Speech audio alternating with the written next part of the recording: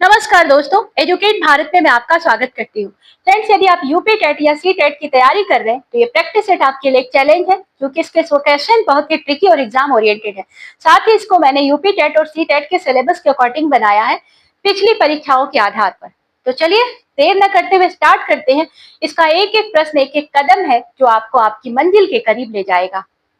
भारत की संसद में डैश शामिल होते हैं। तो भारत की संसद में कौन कौन से शामिल होते हैं, कौन कौन सी ऐसी संस्थाएं हैं? तो ध्यान से देखिए फ्रेंड्स, ऑप्शन नंबर बी सही है, राष्ट्रपति, लोकसभा और राज्यसभा। भारतीय संविधान के अनुच्छेद 79 के अनुसार भारत की संसद राष्ट्रपति तथा दो सदनों लोकसभा और राज्यसभा से मिलकर बनती है। राष्ट्रपति संसद का अभिन्न अंग होता है, यद्यपि वह किसी भी सदन का सदस्य नहीं होता है। संसद से पारित विधेयक राष्ट्रपति की स्वीकृति के बाद ही कानून का रूप ग्रहण करते हैं। वार्षिक वित्तीय विवरण को संसद में प्रस्तुत करने का प्रावधान भारतीय संविधान के किस अनुच्छेद में वर्णित है? यह अनुच्छेद है 112। भारतीय संविधान के अनुच्छेद 112 में वार्षिक वित्तीय विवरण या एनुअल फाइनेंशियल स्टेटमेंट का प्रावधान किया गया। इसे सामान्यतः बजट भी कहा जाता है। इसमें आगामी वित्तीय वर्ष के लिए सरकार की अनुमानित आय और व्यय का विवरण प्रस्तुत किया जाता है। केंद्रीय बजट संसद में राष्ट्रपति की अनुशंसा पर प्रस्तुत किया जाता है। ध्यान दीजिएगा फ्रेंड, राष्ट्रपति की अनुशंसा पर। भारतीय संविधान का अनुच्छेद डैश संसद का सदस्य बनने की योग्यता निर्धारित करता है। अनुच्छेद 84, ऑप्शन नंबर बी सही है। भारतीय संविधान के अनुच्छेद 84 में संसद की सदस्यता के लिए आवश्यक जो योग्यताएं हैं उनका उल्लेख किया गया है, और इसके अनुसार व्यक्ति भारत का नागरिक होना चाहिए। लोकसभा और राज्यसभा के लिए निर्धारित जो न्यूनतम आयु है एवं संसद द्वारा निर्धारित अन्य योग्यताओं को पूरा करना आवश्यक है। फ्रेंड्स, मैं आपसे कहना चाहूंगी, आप इस प्रैक्टिस सेट का एक भी क्वेश्चन मिस मत कीजिएगा, क्योंकि आपको आगे बहुत ही रोचक और महत्वपूर्ण क्वेश्चंस दिखाई देने वाले हैं। भारतीय संविधान के गणतांत्रिक होने का कारण क्या है? इसका कारण है भारत का राष्ट्राध्यक्ष द्वारा प्रत्यक्ष या अप्रत्यक्ष रूप से निर्वाचित होता है। अब हम इसका अर्थ समझेंगे। गणतंत्र क्या है? गणतंत्र एक ऐसी शासन व्यवस्था है जिसमें राष्ट्राध्यक्ष का जो पद होता है ये वंशानुगत नहीं होता राजा रानी की तरह, बल्कि निर्वाचन की प्रक्रिया द्वारा भरा जाता है। भारत में राष्ट्रपति राष्ट्राध्यक्ष होता है, जिसका चुनाव निर्वाचक मंडल के द्वारा किया जाता है। इसी विशेषता के कारण भारत को एक गणतांत्रिक राष्ट्र कहा जाता है। ब्रिटिश अधिकारियों द्वारा फादर ऑफ अनरेस्ट किसे कहा गया था? बाल गंगाधर तिलक। ब्रिटिश पत्रकार वैलेंटाइन चिरोल ने बाल गंगाधर तिलक को फादर ऑफ अनरेस्ट की उपाधि दी थी। तिलक ने स्वराज को अपना जन्म सिद्ध अधिकार बताया। इनका नारा था, स्वराज हमारा जन्म सिद्ध अधिकार है। राष्ट्रीय चेतना को इन्होंने प्रबल बनाया। उनके विचारों और आंदोलनों ने भारतीय स्वतंत्रता संग्राम को नई ऊर्जा प्रदान की। सविनय अवज्ञा आंदोलन के दौरान देशभक्ति की भावना को प्रोत्साहित करने हेतु कांग्रेस द्वारा पटना से प्रकाशित द्विभाषी साप्ताहिक पत्र का नाम क्या था? तो ये द्विभाषिक जो साप्ताहिक पत्र था इसका नाम था बिहार सत्याग्रह समाचार। बिहार सत्याग्रह समाचार कांग्रेस के द्वारा पटना से प्रकाशित किया जाता था। एक द्विभाषी, हिंदी और इंग्लिश दोनों में ये पत्र निकलता था। इसका उद्देश्य था सविनय अवज्ञा आंदोलन के विचारों का प्रचार प्रसार करना और जनता में राष्ट्रीय चेतना और देशभक्ति की भावना को जागृत करना। इस पत्र के माध्यम से आंदोलन से संबंधित समाचार, राष्ट्रवादी संदेश जनसाधारण तक पहुंचाए जाते थे। भारत के तो स्वतंत्रता संग्राम में 1915 से 1947 तक के काल को डैश कहा गया है। क्या कहा गया है फ्रेंड्स? तो इस काल को कहा गया है गांधी युग। वर्ष 1915 में महात्मा गांधी भारत आए। भारत आगमन के पश्चात स्वतंत्रता आंदोलन को जन आंदोलन का स्वरूप प्राप्त हुआ। गांधी जी के नेतृत्व में असहयोग आंदोलन, सविनय अवज्ञा आंदोलन और भारत छोड़ो आंदोलन जैसे महत्वपूर्ण संघर्ष हुए। इसीलिए 1915 से लेकर 1947 तक के कालखंड को भारतीय इतिहास में गांधी युग के नाम से जाना जाता है। 1930 के दशक में किस शहर में सविनय अवज्ञा आंदोलन इतना सफल रहा कि वहां ब्रिटिश शासन का प्रभाव लगभग समाप्त होता हुआ प्रतीत होने लगा? इस शहर का नाम था पेशावर। पेशावर में खान अब्दुल गफ्फार, जिसे हम सीमांत गांधी के भी नाम से जानते हैं, और उनके खुदाई खिदमतगार संगठन, ये सीमांत गांधी या खान अब्दुल गफ्फार खान के द्वारा बनाया गया संगठन है जिसका नाम था खुदाई खिदमतगार। इस संगठन ने सविनय अवज्ञा आंदोलन को व्यापक जन समर्थन दिलाया। जनता के सहयोग और अहिंसक प्रतिरोध के कारण ब्रिटिश प्रशासन का नियंत्रण बहुत कमजोर पड़ गया और समकालीन विवरणों में उल्लेख मिलता है कि वहां पर ब्रिटिश शासन का प्रभाव लगभग समाप्त होता दिखाई देता था। दोस्तों, हमारी आपसे रिक्वेस्ट है, अगर आपको वीडियो अच्छी लग रही हो तो हमें एक लाइक जरूर दीजिए। इमोजी के माध्यम से कमेंट बॉक्स में बताइए कैसी लग रही है। महात्मा गांधी का पहला सफल सत्याग्रह किसे माना जाता है? चंपारण सत्याग्रह।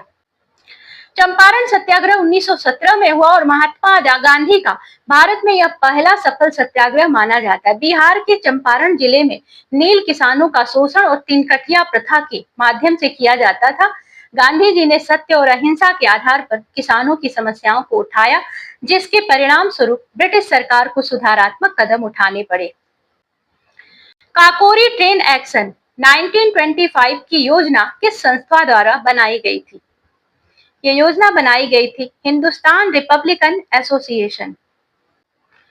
9 अगस्त 1925 को घटित काकोरी ट्रेन एक्शन का उद्देश्य क्रांतिकारियों की गतिविधियों के लिए धन जुटाना था, क्योंकि क्रांतिकारियों को काम करने के लिए पैसे की जरूरत थी। इस योजना का निर्माण हिंदुस्तान रिपब्लिकन एसोसिएशन HRA के द्वारा किया गया था। इनमें शामिल कौन कौन थे? तो राम प्रसाद बिस्मिल, अशफाक उल्लाह खां और राजेंद्र लाहिड़ी, ठाकुर रोशन सिंह जैसे क्रांतिकारियों ने इसमें बड़ी महत्वपूर्ण भूमिका निभाई और यह घटना भारतीय क्रांतिकारी आंदोलन का एक महत्वपूर्ण पड़ाव मानी जाती है। वह विशेष क्षेत्र जिससे वहां रहने वाला मतदाता अपना प्रतिनिधि चुनते हैं कहलाता है, तो ये कहलाता है निर्वाचन क्षेत्र। जिस किसी निश्चित भौगोलिक क्षेत्र के मतदाता अपने प्रतिनिधि का चुनाव करते हैं उसे निर्वाचन क्षेत्र कहा जाता है और लोकसभा और विधानसभाओं के चुनाव निर्वाचन क्षेत्रों के आधार पर कराए जाते हैं तथा प्रत्येक निर्वाचन क्षेत्र से एक प्रतिनिधि को चुना जाता है। निम्नलिखित में से किस नाविक ने भारत की खोज के उद्देश्य से अटलांटिक महासागर को पश्चिम दिशा से पार किया था? तो इनका नाम था क्रिस्टोफर कोलंबस। इन्होंने पश्चिम दिशा से पार किया। 1492 में क्रिस्टोफर कोलंबस जो थे ये भारत पहुंचने के उद्देश्य से पश्चिमी समुद्री मार्ग की खोज में निकले थे। यद्यपि वे भारत नहीं पहुंच सके और वे अमेरिका महाद्वीप के निकट द्वीपों तक पहुंच गए, फिर भी उनकी यात्रा विश्व इतिहास में बड़ी ही महत्वपूर्ण भौगोलिक खोजों में गिनी जाती है। भारत में मुंडा जनजाति मुख्य रूप से किस क्षेत्र में निवास करती थी? तो भारत में मुंडा जनजाति छोटा नागपुर का पठार में निवास करती थी। मुंडा जनजाति भारत की प्रमुख आदिवासी जनजातियों में से एक है, जिसका निवास का जो क्षेत्र है वो छोटा नागपुर का पठार रहा, वर्तमान में झारखंड में आता है। और बिरसा मुंडा ने इसी क्षेत्र में ब्रिटिश शासन और जमींदारी शोषण के विरुद्ध उल गुलान का नेतृत्व किया था। ईसाई धर्म में परिवर्तन को आसान बनाने के लिए भारत में किस वर्ष एक कानून को पारित किया गया था? किस वर्ष किया गया? तो ये वर्ष था 1850 का। 1850 में जाति अयोग्यता निवारण अधिनियम पारित किया गया और इसके अनुसार धर्म परिवर्तन करने वाले व्यक्ति को पैतृक संपत्ति के अधिकार से वंचित नहीं किया जा सकता। अगर आप धर्म परिवर्तन करते हैं, ईसाई धर्म में जाते हैं, तो आपकी पैतृक संपत्ति का हिस्सा आपसे वंचित नहीं होगा। भारतीय समाज के अनेक वर्गों ने इसे ईसाई धर्म परिवर्तन को प्रोत्साहित करने वाला माना, लेकिन अंग्रेजों ने इसे ऐसा नहीं माना। इल्बर्ट बिल 1883 का विरोध किसने किया था? तो इल्बर्ट बिल जो था इसका विरोध यूरोपीय लोगों के द्वारा किया गया। अब इस बिल का विरोध क्यों किया गया? तो इल्बर्ट बिल का जो उद्देश्य था भारतीय न्यायाधीशों को यूरोपीय ब्रिटिश नागरिकों के मुकदमों की सुनवाई का अधिकार देना था। यूरोपीय समुदाय ने इसे नस्लीय श्रेष्ठता की भावना के कारण, उनको लगता था हम नस्लीय रूप से श्रेष्ठ हैं, इसका तीव्र विरोध किया। इस घटना ने भारतीयों में राजनीतिक जागरूकता को बड़ी तेजी से बढ़ावा दिया। अलवार संत निम्नलिखित में से किसके उपासक थे? भगवान विष्णु। अलवार संत दक्षिण भारत के वैष्णव भक्ति आंदोलन के प्रमुख संत थे और उन्होंने भगवान विष्णु और उनके अवतारों की भक्ति का प्रचार किया और भक्ति को जन सामान्य तक पहुंचने में अपनी महत्वपूर्ण भूमिका निभाई। फ्रेंड्स, अगर आप इस तरह की वीडियो को चाहते हैं बार बार देखना, जिससे आप एसएसटी को कवर कर सके, और ये केवल आपके यूपी टेट सी टेट के लिए नहीं है। यदि आप एसएससी का एग्जाम देने जा रहे हैं, बीपीएससी का देने जा रहे हैं, टीजीटी पीजीटी का एग्जाम देने जा रहे हैं, आगे आप टेट क्लियर करने के बाद सुपर टेट का एग्जाम देंगे, तब भी आपको ये काम आने वाला है। तो चलिए ध्यान से देखिए। परंपरा के अनुसार अलवारों और नैनारों की संख्या क्रमशः कितनी मानी जाती है? परंपरा के अनुसार 12 और 63 मानी जाती है। अलवार 12 और नैनारों की संख्या 63 मानी जाती है। दक्षिण भारत के भक्ति आंदोलन में अलवार और नैनार जो संत है, इनका विशेष योगदान था। अलवार भगवान विष्णु के भक्त थे, जबकि नैनार शिव भक्तों में आते हैं। परंपरा के अनुसार अलवारों की संख्या 12 और नैनारों की संख्या 63 मानी जाती है। विश्व का प्रसिद्ध सक्रिय ज्वालामुखी माउंट एटना कहाँ स्थित है? इटली। माउंट एटना यूरोप के सबसे सक्रिय ज्वालामुखियों में से एक है और यह इटली के सिसिली नाम का एक द्वीप है, यहाँ पर स्थित है, सिसिली द्वीप पर। इसके अनेक विस्फोट इतिहास में दर्ज है और यह विश्व के प्रमुख सक्रिय ज्वालामुखियों में से गिना जाता है। 1822 ईस्वी में होल्ट मैकेंजी द्वारा प्रारंभ की गई महालवारी व्यवस्था सर्वप्रथम कहाँ लागू की गई थी? उत्तर पश्चिमी प्रांत। महालवारी व्यवस्था की शुरुआत 1822 में होल्ट मैकेंजी ने की थी। किसने की थी? Holt Mackenzie. और यह सर्वप्रथम उत्तर पश्चिमी प्रांत में की गई थी। इसमें गांव या महाल को राजस्व निर्धारण की एक इकाई माना जाता था और सामूहिक रूप से भू राजस्व वसूला जाता था। स्वेज नहर किन दो जल निकायों को जोड़ती है? भूमध्य सागर और लाल सागर।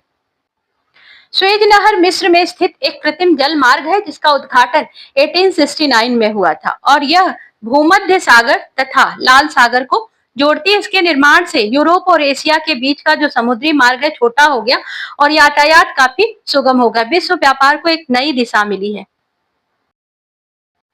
फ्रेंड्स, यदि हमारे प्रैक्टिस सेट को आपने बहुत ध्यान से देखा और पढ़ा है तो इसका आंसर आप कमेंट बॉक्स में दीजिएगा। भारतीय राष्ट्रीय कांग्रेस के प्रथम अधिवेशन की अध्यक्षता किसने की थी? क्या आपको आना चाहिए, क्योंकि बहुत ही इजी सा क्वेश्चन है। प्रथम अध्यक्षता किसने की थी? वीडियो अगर आपको पसंद आई हो तो हमें एक लाइक जरूर दें और हाँ, इसी तरह के प्रैक्टिस सेट को आप और भी हल करना चाहते हैं तो चैनल को सब्सक्राइब कर लें, फ्रेंड्स के साथ भी शेयर करें। हम मिलेंगे आपसे अगले प्रैक्टिस सेट के साथ। तब तक के लिए goodbye. Thank you for watching.